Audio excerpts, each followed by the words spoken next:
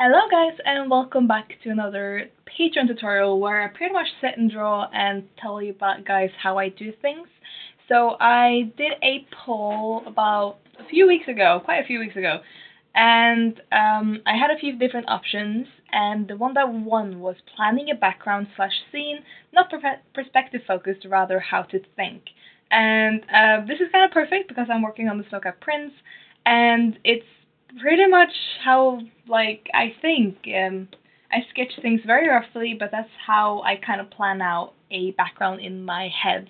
I think more of shapes and big how compositions, how it works, instead of where is the perspective lines. So I'm excited to show you guys, and I hope you don't mind that it's digital. You will see my face, which is pretty much perfectly set up because I do stream, and I have a second camera here. Sorry if my hand goes in front of it, it's because it's very close to my hand. And I think the sound should be fine, everything should be good, and yeah, I'll just do sketches and I'll show you. So this is just what I've been working on for the Snowcat print, so I'll show you that guys that first. This is the second chapter, and it has a scene with quite a lot of environment. So this page right here, so I'll do that with my, there you go.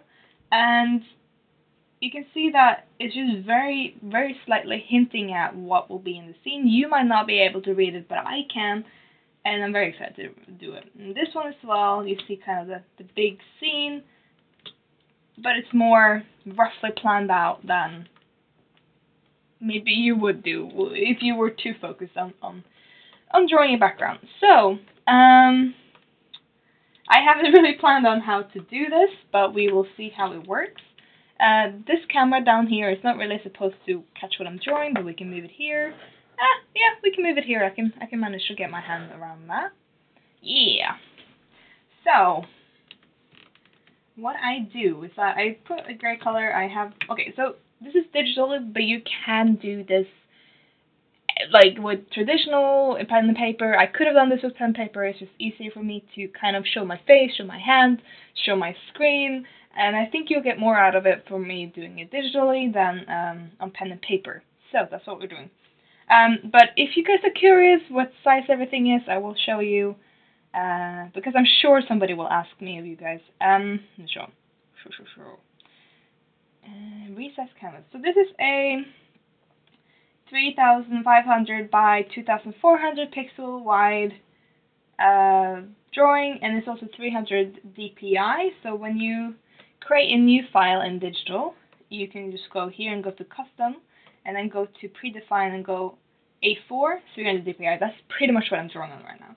I zoom in quite a lot. You can see on my little viewfinder here that I'm a little bit zoomed in, and I'll make my brush pretty big. I don't want to have my brush too small because then I go into detail too much, and that wouldn't work for me. So I'm using Krita, and I'm drawing on a 22 Pro XP pen, which I'm doing a review for Friday, so you'll see more of it then.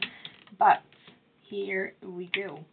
So for whatever scene I'm doing, for whatever background I'm doing, I'm always making thumbnails. Always. The reason is, if you start too big and you start planning too big, you'll start tweaking the details, and it doesn't really matter. What matters is to get it to read well and for you to understand it. So I don't quite know what to do for a background, but I think let's do a forest scene. Well, I'll write it here. Forest. But with a house in it and a traveler. That's such a typical typical composition that it might help you. It says some what do you call it? Hard surface structure building, which is very perspective heavy. But then you have the forest, which is more shape heavy, and then you have the traveler, which is more of a storytelling element. So, traveler. There we go. So, for my thumbnails, I'm going to do 4 thumbnails. I'm going to take and copy this a few times. you're on pen and paper, just draw some squares quickly. Like you probably done it too, like quicker than me at this point. To be honest, these guys are a little bit big, but I think as long as I scale my brush up, it'll be fine to do. So first thing I always do is I put in the main character. So if it's a traveler, you can kind of angle it different ways, but I I always create this mushroom shape, which is pretty much the head and shoulders. And I always like it when they're close to the camera. And you can see my brush is really big. It's quite dark. It's not very light, but it's there. It's to kind of stop myself from doing too much detail. Because I do like detail. So, here we have our traveler. Has some kind of something in his backpack, like that. And then, now, the most important thing that you will always see when you do perspective things is to have a perspective line. And I do that. I still do that even though I don't think too much about perspective.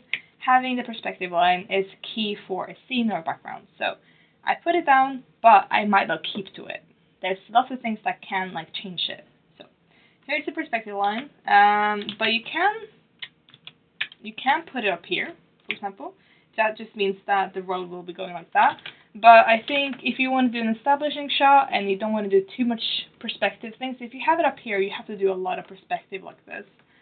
And that's kind of tricky. But we might do that for one of the other thumbnails. But how do I think? So, yeah, I put down the perspective line. I probably would never go halfway through the canvas. Never do that. It just doesn't look good. Just always go a little bit under. It'll just make it better.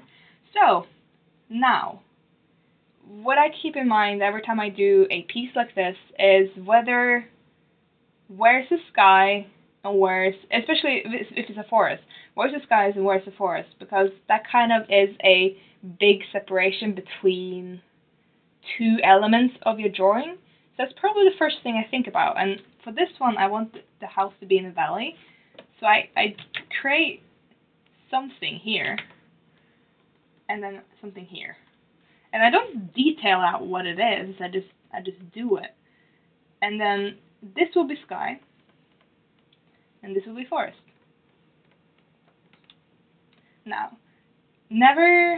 I would never really go straight across like this. So if the perspective line is here still, I would never go like this. Unless I want everything to be quite far away. But I like it when it crosses over like this. This is a very good way, like good composition thing to do.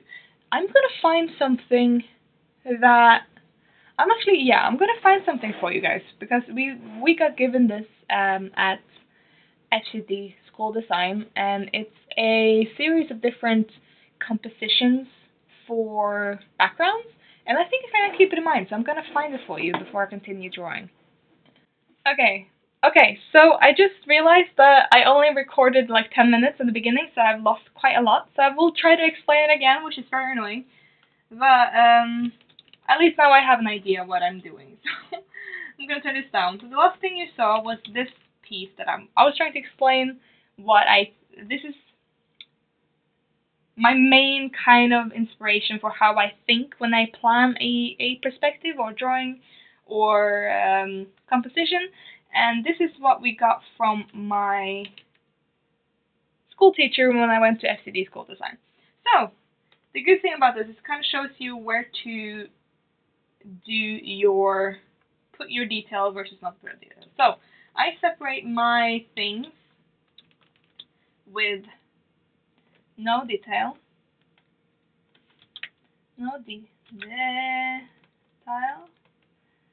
versus detail. So let's just call it an ND. ND. I'm gonna make detail and this. So no detail versus detail. What I mean is that everything that's detail will have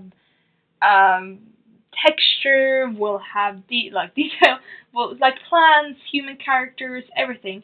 Everything except for things that are no detail, which are the sky and lakes and waters and paths.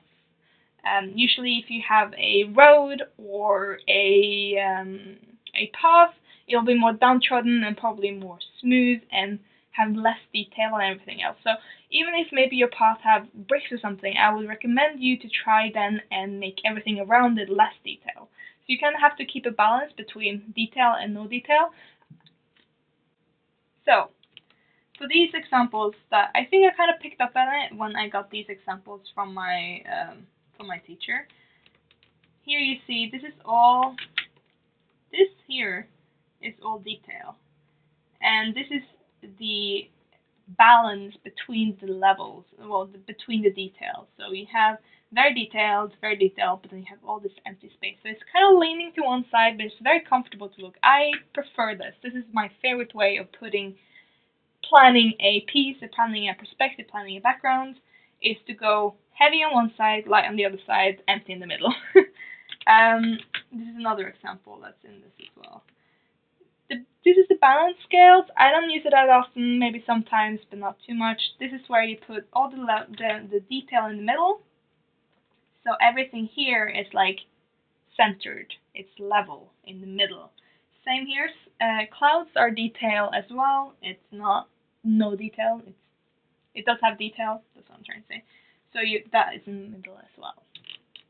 Circle one, you keep the no detail in the circle here and here, and then you have detail around it. This one's nice. I like this one. I like this one more than the balance scales, but I still don't use it as much as the Steelyard, apparently it's called, and the S or compound curve.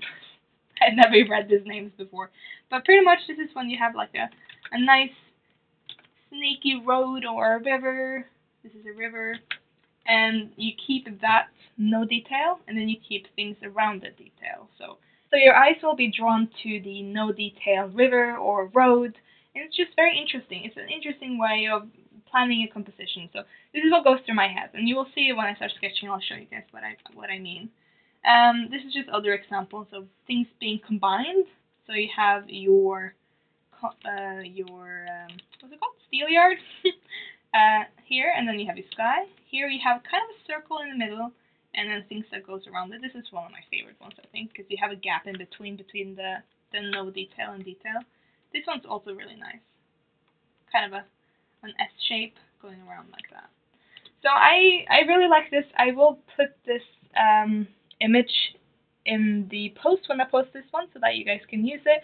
It's very easy to find on Google. It's called, I just Googled composition example, and this one showed up, and this is what I was thinking about.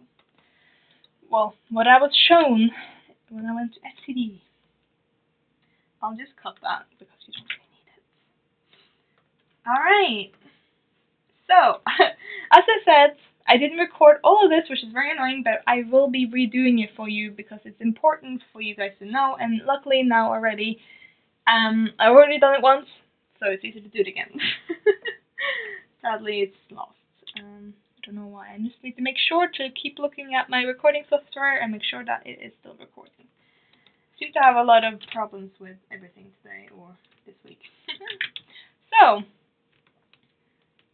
when I plan a piece, I do, as I said before, do 4 squares, and I keep my brush size really big because I don't need detail at this point. I just want to plan out what is a detail versus no detail, and you can already see what I'm going to do in the background because I kind of need it to be there, so I will just go even lighter so that I can just follow it.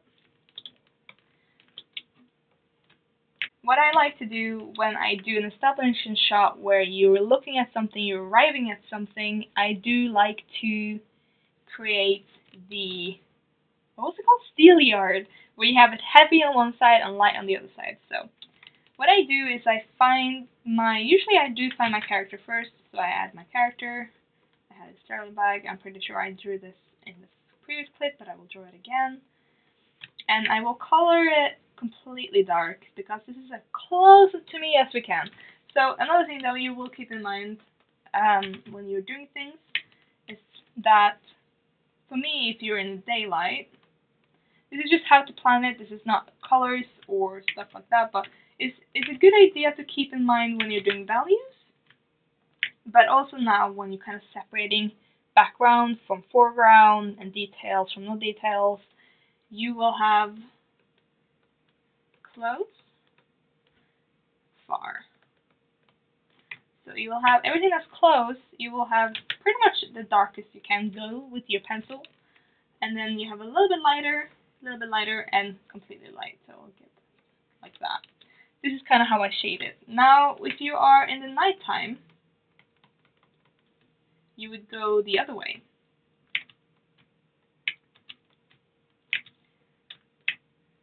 At least for me, this is how I think. If you are close, you're probably close to a light source. If you're not, then it's probably closer to the day version. But if you have a source of light, I would keep everything that's close pretty much white, then everything that's a little bit further, a little bit darker again, and darkest. So that's what I can do with my pencil just as it is. You can test this out with your brush or pencil if you're on digital or if you're on traditional. If you go and see how light can you get it and to how dark. That is pretty much how the scales for you will be. So do that just for, and then you can actually just erase the parts. And you kind of get your scale right there. So keep in mind of that when you do plan out your piece. I think even if I do a dark in the night drawing, I probably will keep it like this. But that is something we will try when we get to the last composition that I haven't done yet. I haven't even recorded yet. Well, not recorded because I didn't record anything. So here's our main guy. We have our level here. Never take it in the middle. I already said that. Pretty sure. And then I will put my house here. I already did this, I know, but I will do it again. So I don't know what kind of house this is, but I will do it differently this time just for fun. And I just make a really rough drawing. There could be more happening around it, like maybe some statues, like that, and then you have like the path. Maybe the path is no detail this time, so you have it like this. Something's happening. Maybe cool. Maybe even the middle of here. This is how I think. Like I just start sketching it. We'll figure it out. But maybe even the gate through this is something different. So maybe it's shining. Maybe something weird is happening. Now, I want a tree to be close to our traveler. Like he's coming out of a clearing of a little forest. So I'm gonna do that, and I'm gonna make all this not as dark as the traveler because you want that to kind of stand out like this. And then maybe some here just to like enforce that he's on a different level than us. Then I want some more trees, some more shrubbery. Never put things on the actual horizon line. That's just for you to kind of figure out where, how far up you can put things. But I always never put anything there because that looks like it's far away. Anything that's on the horizon line is far away, and you don't want that. The lower the horizon line is, the more detail you have to kind of pack into one level. So I'm just going to draw a lot of shrubbery. I'm going to kind of erase my horizon line. This is kind of a clearing of forest. So we have lots of things happening. We don't know what is happening, but something is happening. And I want everything here to kind of be a little bit darker. Everything except for things that are completely far away or important. So I do this. I will keep this kind of dark. This is just to make the visual interest a little bit bigger. And I will keep that white. That kind of creates a very interesting composition. Now again, this is just how I plan things. This is not how this is not the final piece. This is just for figuring out what to do. It's very important when you want to figure out things. So now all of this is no detail. This is also no detail, and this is no detail. But all of this, and this, and this, all of the other things are high detail. So you kind of create a nice balance between how much is no detail and how much is detail. And that is what you figure out when you plan the piece, or plan the background, or plan the composition. So that's what I do. And it's just really rough. It takes you a few minutes. That's why you can do multiple of these, and then later you can clean up the best ones. So if you do like a half an hour session, you can probably do, you should at least be able to do 5. At least. If you can do more, that's better. So the quicker you can do it, the better, because you can get all the possible ways of introducing whatever you're introducing with the drawing. You will get that out of your system, and you'll get the best ones. Either the best ones are in the beginning, or the best ones are in the end. Usually for me, it's actually in the beginning, and sometimes when I don't like the beginning ones, it kind of builds up to kind of better when I warm up and get the bad ones out of my system, and then I get better. So let's do a more of a top-down view. This is what I would call level. This is just level. It's just normal establishing a shot. You have your character in the foreground to establish that this is your character arriving at somewhere, seeing something for the first time, and then you have your point of interest, not in the center, never in the center, but a little bit to the side, and then that's where you put it. But you can always just put it wherever you want. But you know, I think I'm gonna mention this again because I'm not sure if I recorded the other bit. Never, ever, unless you're Wes Anderson, put things in the middle of the piece. Doesn't work. Sorry. Always find the next half, the next half, the next half, and the next half, and put things here, here, here, here, here, here, here, here. Never ever in the middle. Everywhere else is okay, just not in the middle. You can, if you're really, really good at composition and scenes and drawings in general, put things in the middle if you want to do some kind of interesting, kind of out there composition. But if you're starting out, I would recommend just starting out with these kinds of, like what I showed you earlier, these sort of compositions, just to practice and get used to it. This is where I started. I followed these to a T when I started doing these things. I always have big things in the front, some other things, smaller things in the background, and keep the visual in those two kind of bundles of details, and then everything else kind of floating around. But yeah, I would start there and then build it up later to try different crazy things.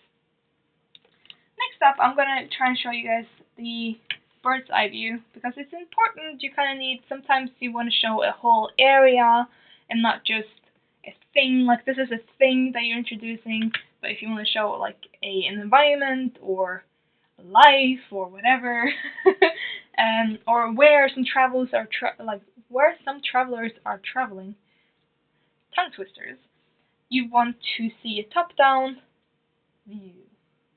But then that also kind of requires you to have your characters up on a level just to see far away, because you can't see far away if you're low to the horizon. If there's things blocking your horizon, you won't be able to see far. So does that make sense? Anyway, this is what I do. So usually in this area here, I will create some sort of cliff or hill or something that can kind of give my character something to stand on. Maybe I'll have something visual and close in this area here. And I will put that here. I'm just keeping an eye on my recordings and make sure that it's okay. So I'll make all that pretty close because we're going to have so much space in the back that we kind of need the detail.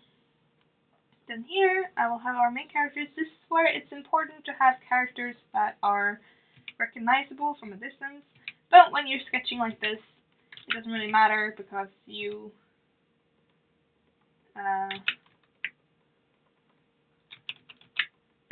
because you're just sketching it out. But later, when you have your characters so far away from the camera, you need to be able to tell that is that character and that is that character. But right now, I won't do that because it doesn't really matter for me because I'm just planning out the piece. Now, the horizon line again, I would never ever show the horizon line. I would always kind of keep it very light. If I'm on pencil and paper, I will keep it very light. And then I'll create some forest or different mountains, and I'll have a mountain range in the distance. And maybe even show that they can go down and go over here. Now, this is where something important comes in, because when you're planning out pieces like this, you kind of have to hint on where your perspective is. But I was trying to explain this. I was explaining this in the previous recording that didn't record. I will put this up here. I don't like, especially when I'm planning out drawings, to use the proper technique, which is pretty much, oh, we have a perspective line, you have perspective points, and then you go like this. I never really do this when I'm planning out a piece.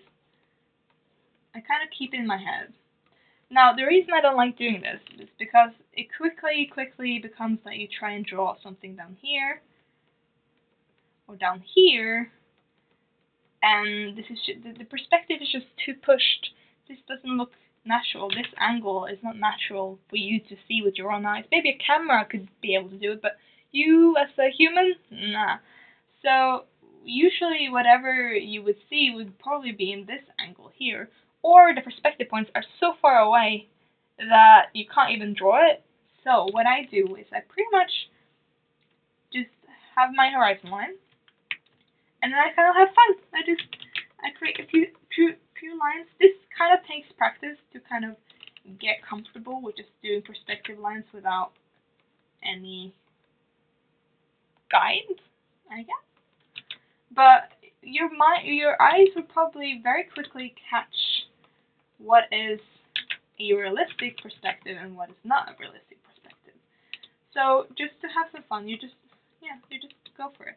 Maybe when you start cleaning it up, you can try and clean those perspective lines up, because some of them will be correct, some of them will not be correct, and you can figure that out later when you're trying to clean it up. But when you're doing a planning piece like I am now, it's not that important. You just have to plan out where the detail are and where everything is. So detail is heavy. So that's what I do personally. You can, if you like this, you can do it. But to me personally, that's not what I do. Also, I forgot to say that no detail, light. Just to explain what I'm saying, detail is heavy. Just as a feeling? Huh? Okay, I don't know how to explain that, but things that are detailed are heavy, things that are not detailed are light. So in this piece, we kind of need something that's not detailed, and what I did earlier was that I created a lake. Like the circle composition that I did, we looked at earlier. And in the middle, I'm going to put some more details, and that is a little island. So this makes this part no detail, and this part no detail. But this and everything around it will be detailed. So that means that we're going to create some more never ever show. Oops.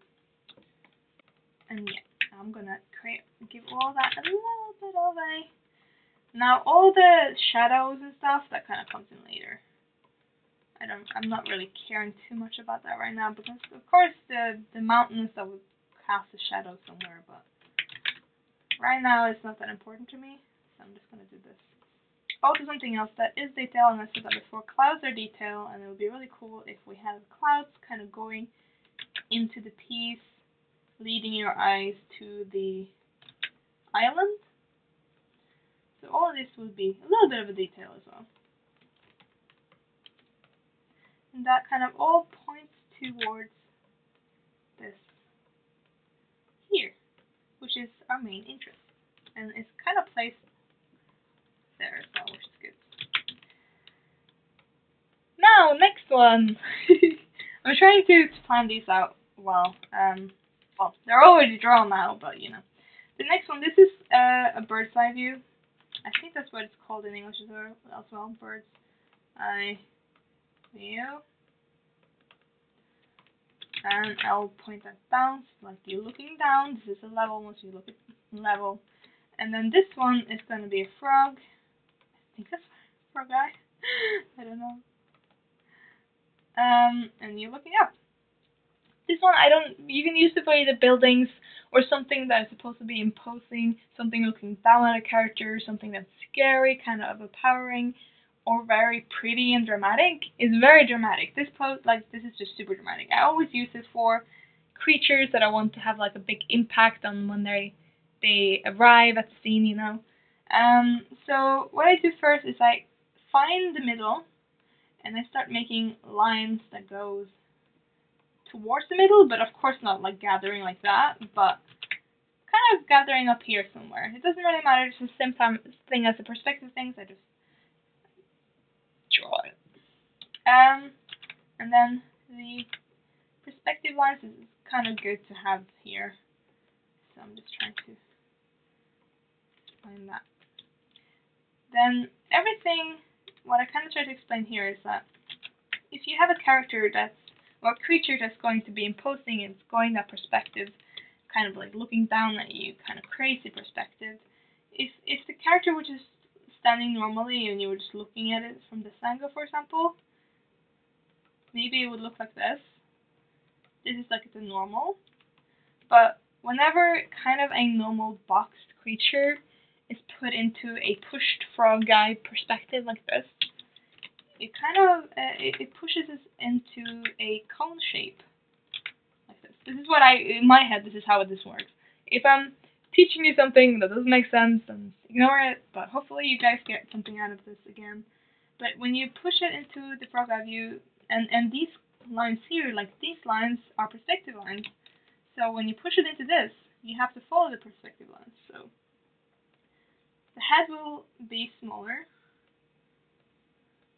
and we'll have things going down here, and you'll have things kind of covering this way. It just makes everything look really imposing and scary. There we go. And a character with a spear pointing at our visual interest, and we have some trees are good to have just to even more so kind of push that feeling of ooh. Does that make sense? Like that. Our character, of course, is going to be completely dark because it's close to us. If it's the other way around, you do the other way around as we talked about just a second before. But you would, yeah, give that there. And then since the closest part of the creature is what's closest to the ground, we'll have that kind of go up into lighter. Now again, if you were in a dark kind of environment, you would have everything that's closest to you lighter, so it kind of the light shining up on the bottom of the creature, but then at the top it's there's no detail. So, well, I'm gonna actually show you. So I'll just get some of these here. There we go. But if this scene was in the night, we would take all of this here, lighten that up.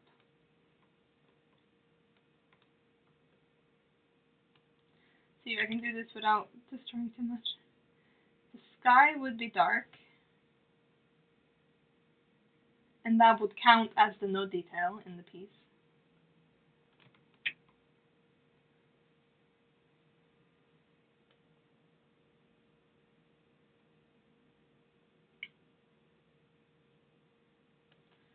And then the trees would, of course, be quite dark in the background because they're further away from the light.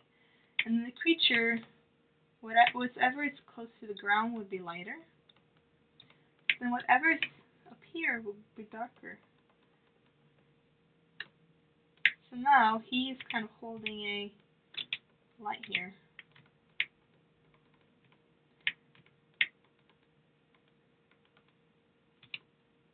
Maybe he's kind of having a shadow like here. See? Now it's a dark plant picture. So that's what I meant with the dark and light. Now, finally, we're getting to one that I haven't sketched out yet, because we are caught up. This is when I realized that I wasn't recording, so that was great. I want this piece to be a room, and I want it to be dark. So rooms are hard because there's so much dependent on the perspective. But I do have a few things that I kind of plan out. Always I start with a wall. So whatever I want the wall to be, this is when I still kind of guess on the perspective. But I will still kind of guess at it. Maybe this is the room. Maybe these are windows going out. This is when you see, like, you really have to try and get the perspective right. Probably the easier way to do this would be to create a model in SketchUp. I do that a lot when I do room designs, when I want everything to be perfect. And it's easier to me when I do use a SketchUp model usually, actually. Because you can already see that the perspective is kind of wonky. And we can give some big curtains. And we can do... Now, I don't like that we can see the roof, so I'm going to delete that. Sometimes it's okay just to show the ground or the roof, depending on what scene you want. It's hard to show both, because it can very often just mess with you a little bit and make it look weird. So this is what we're doing, and we're going to have a... See, this is already not as good as the other one, because rooms I usually would use some 3D to help me out. But let's get a couch here. The thing with interior designs is that I will have to do a lot of sketches to find things that are correct and things that aren't correct. I would still try and not show the horizon line. And maybe there's lots of plants in here, so we'll do this. And now I feel like this part is not working. This is such a hard thing to sketch. Luckily, this is just how I plan things.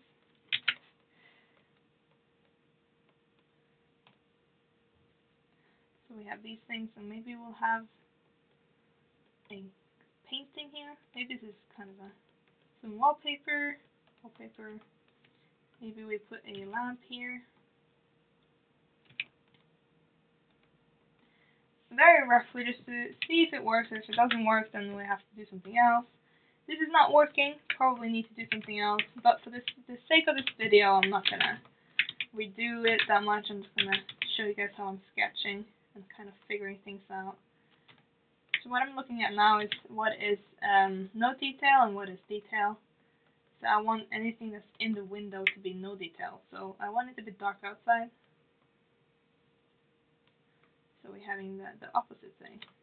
Now, this one's trickier because the light source is actually